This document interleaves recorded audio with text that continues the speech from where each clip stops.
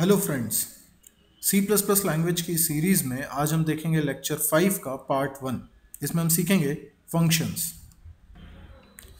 आज के हमारे लेक्चर का ऑब्जेक्टिव है फंक्शन क्या है, डेफिनेशन, डिक्लेरेशन और कॉल में क्या अंतर होता है, डिक्लेरेशन क्या है, किस तरह से फंक्शन को हम डिफाइन कर सकते हैं, फॉर्मल आर्ग्यूमेंट और एक्चुअल आर्ग्यूमेंट में क्या फ़र्क है, फॉर्मल आर्ग्यूमेंट्स कितने प्रकार के होते हैं, call by value, call by address और कॉल बाय रेफरेंस में क्या फ़र्क है। आइए स्टार्ट करते हैं हमारे बेसिक क्वेश्चन से। What is function? तो फंक्शन एक ब्लॉक ऑफ कोड है, सेट ऑफ इंस्ट्रक्शन है, जिसको पहचान के लिए हमने कुछ नाम दिया हुआ है। जनरली फंक्शन एक सिंगल टास्क को परफॉर्म करने के लिए लिखा गया कोड है। फॉर एग्जाम्पल, आपको दो नंबर को ऐड करना है तो आपने कुछ कोडिंग लिखी, आपको फैक्टोरियल कैलकुलेट करना है तो आपने कुछ कोडिंग लिखी। तो कोई भी टास्क परफॉर्म करने के लिए आप कुछ लाइंस लिखते हो, कुछ कोडिंग करते हो। उस कोडिंग को करली ब्रैकेट में रैप कर दिया जाए, कवर कर दिया जाए, और उस ब्लॉक को हम पहचान के लिए एक नाम दे देते हैं। यही कहलाता है फंक्शन। तो फंक्शन का अपना एक नाम होता है, उसका कुछ रिटर्न टाइप होता है और उसमें कुछ आर्ग्यूमेंट्स पास किए जा सकते हैं। Function is a way to achieve modularisation. Modularisation एक कॉन्सेप्ट है जो ये कहता है कि एक बड़े कॉम्प्लेक्स टास्क को करने के लिए पहले आप उसके छोटे छोटे पीसेस करिए, यानी एक बड़े टास्क को छोटे छोटे सब टास्क में डिवाइड करिए। हर एक सब टास्क फर्दर डिवाइड हो सकता है अगर लॉजिकली वो एक बड़ा टास्क है। ऐसा तब तक करेंगे जब तक कि यूनिट टास्क ना आ जाए।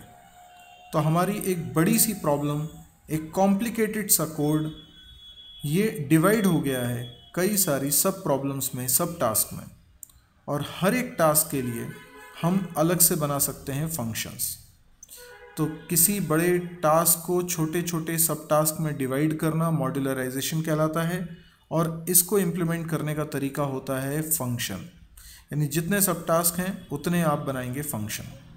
फंक्शंस बेसिकली दो तरह के होते हैं, pre defined function end user defined function. Pre defined functions जैसे printf, scanf, getch, clear screen, ये सब फंक्शंस पहले से बने हुए हैं और इनकी कोडिंग यानी डेफिनेशन लाइब्रेरी फाइल के अंदर, जबकि इनका डिक्लेरेशन हेडर फाइल्स के अंदर होता है।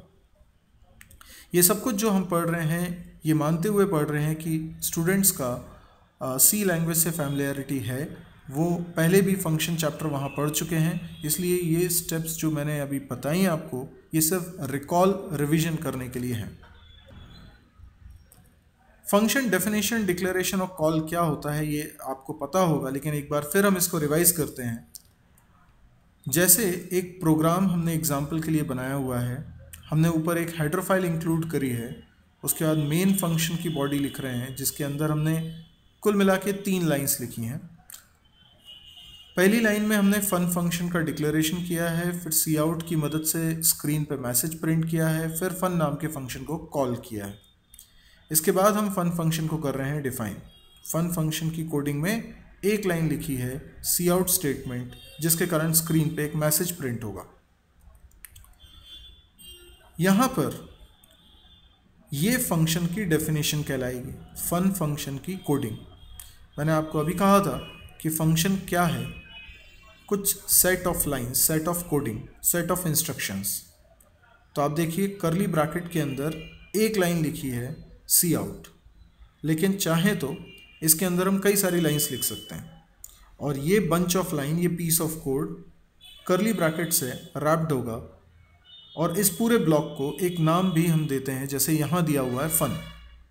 ये कहलाता है फंक्शन बनाना या फंक्शन को डिफाइन करना। ये है फंक्शन कॉल। जब तक कोई फंक्शन कॉल नहीं किया जाएगा उसकी डेफिनेशन एग्जीक्यूट नहीं होगी। फंक्शन को कॉल करने के लिए आप फंक्शन का नाम लिखते हैं और सेमीकोलन लगा देते हैं, जबकि ये है फंक्शन डिक्लेरेशन।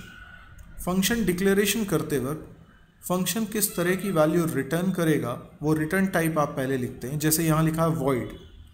वॉइड का अर्थ है ये फंक्शन कोई वैल्यू रिटर्न नहीं करेगा। फंक्शन में कोई आर्ग्यूमेंट्स नहीं है, इसलिए पैरेंथेसिस भी एम्प्टी है। तो ये लाइन कहलाती है फंक्शन डिक्लेरेशन। अब आप तीनों को देखिए, फंक्शन डेफिनेशन, फंक्शन कॉल और फंक्शन डिक्लेरेशन, तीनों में फ़र्क आपको समझ में आ रहा होगा। ये जो फंक्शन का डिक्लेरेशन हमने किया है ये मेन फंक्शन की बॉडी में अंदर किया है। इस तरह के डिक्लेरेशन को लोकल डिक्लेरेशन कहते हैं और इसका अर्थ ये होता है कि मेन फंक्शन को ही अधिकार है कि वो फन नाम के फंक्शन को कॉल कर सके। अगर आप चाहते हैं कि पूरे प्रोग्राम में कोई भी फंक्शन फन को कॉल कर सके तो इसके लिए ज़रूरी है कि फन फंक्शन का डिक्लेरेशन ग्लोबली होना चाहिए। यानी जहाँ पे लिखा है वॉइड मेन उसके ऊपर हम लाइन लिखेंगे वॉइड फन पैरेंथेसिस और सेमीकोलन। इसको कहते हैं ग्लोबल डिक्लेरेशन। ग्लोबल डिक्लेरेशन होने से पूरे प्रोग्राम में कहीं से भी उस फंक्शन का इस्तेमाल किया जा सकता है, यानी कॉल किया जा सकता है।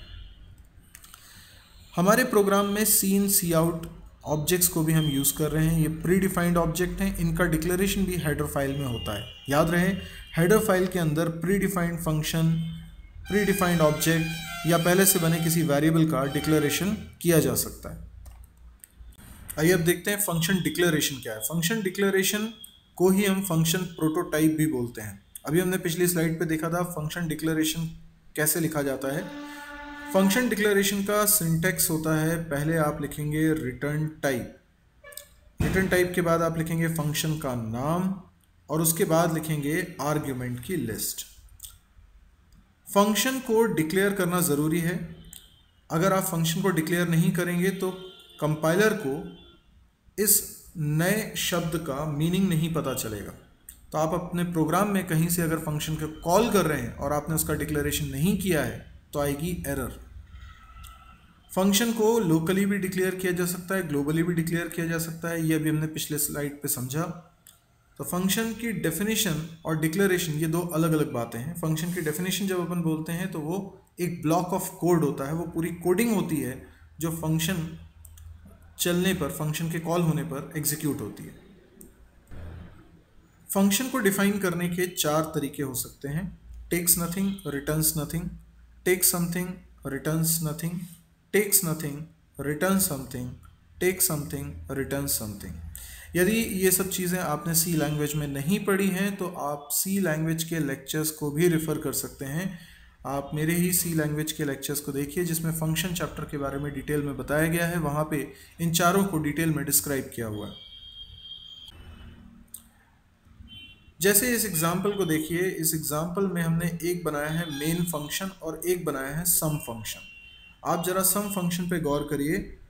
सबसे नीचे सम फंक्शन के अंदर 2 आर्ग्यूमेंट्स मेंशन किए गए हैं x और y, जबकि उसका रिटर्न टाइप लिखा गया है इंट। आप देखिए रिटर्न टाइप सम लिखने के पहले लिखा है। इससे पता चल रहा है कि ये फंक्शन रिटर्न करेगा वैल्यू इंट टाइप की, जबकि इसमें आर्ग्यूमेंट पास हो रहे हैं 2 इंट टाइप के। इस तरह के डेफिनेशन को हम बोलते हैं टेक समथिंग, रिटर्न समथिंग। आप देख सकते हैं ऊपर हैश इंक्लूड के नीचे हमने इस फंक्शन का डिक्लेरेशन भी किया है।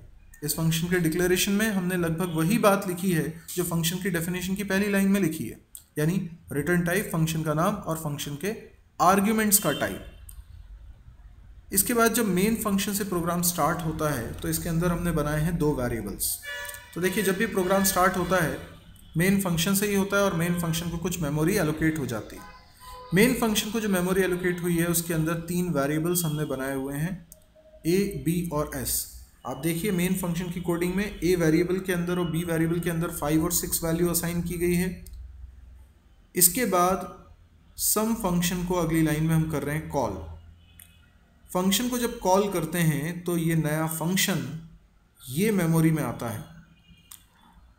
अब देखिए सम फंक्शन के अंदर पैरेंथेसिस में हमने a, b लिखा हुआ है।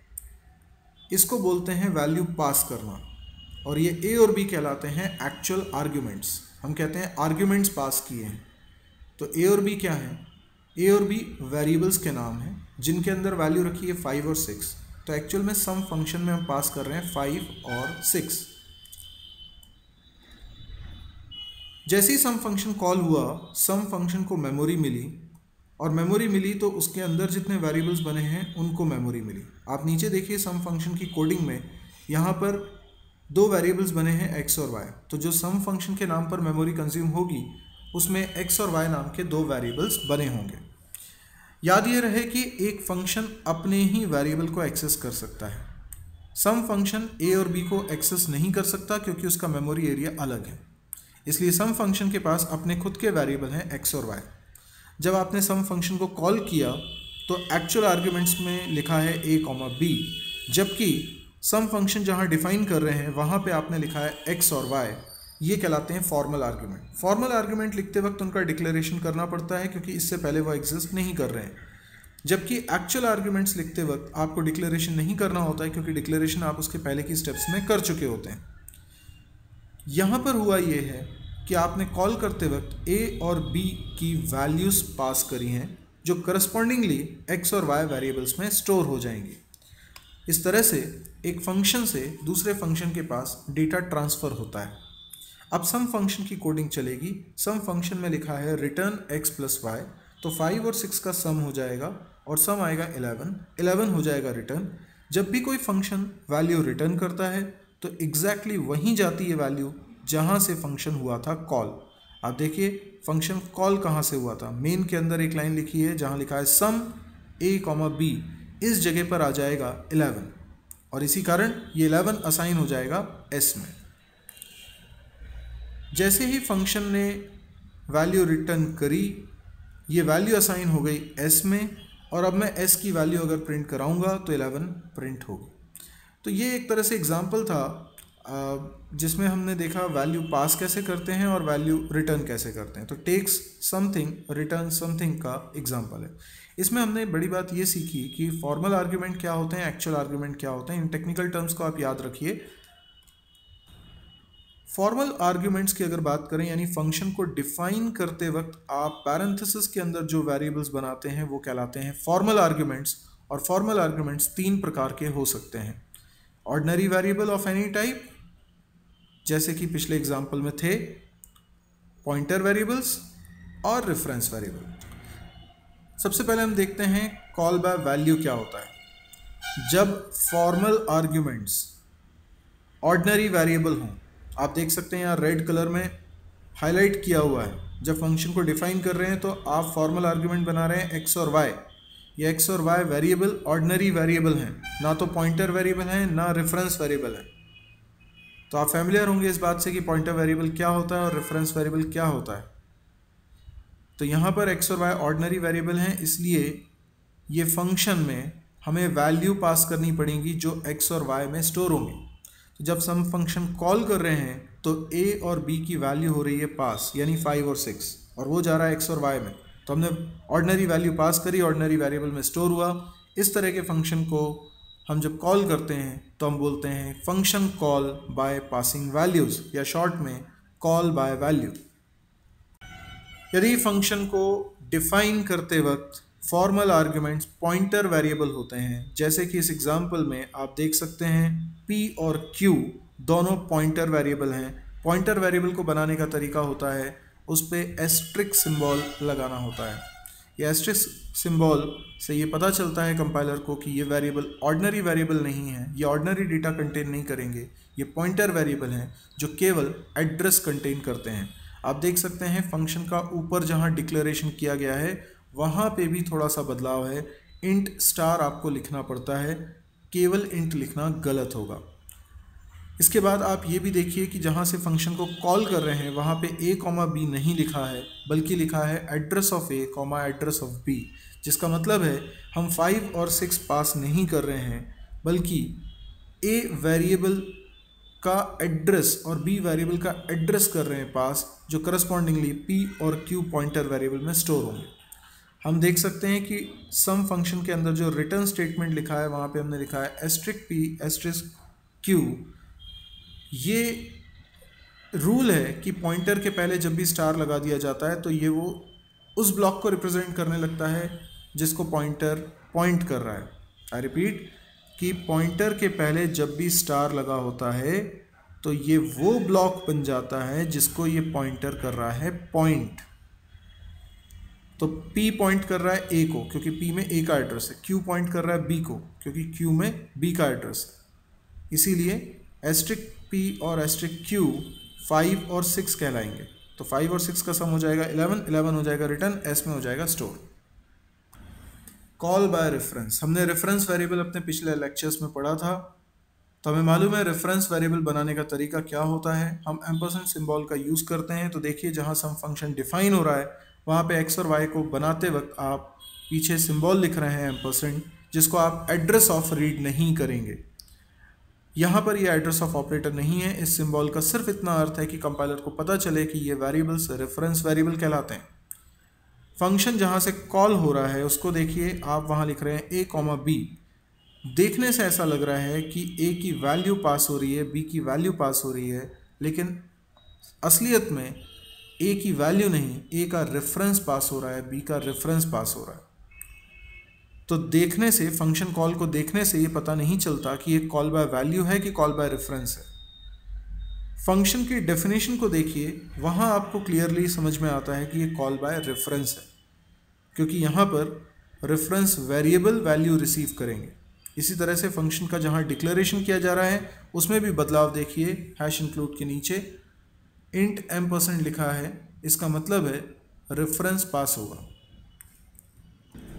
यदि आपको आज का लेक्चर यूज़फुल लगा हो तो आप इस चैनल को सब्सक्राइब कीजिए, वीडियो को लाइक करिए और अपने दोस्तों में शेयर करिए। Thank you.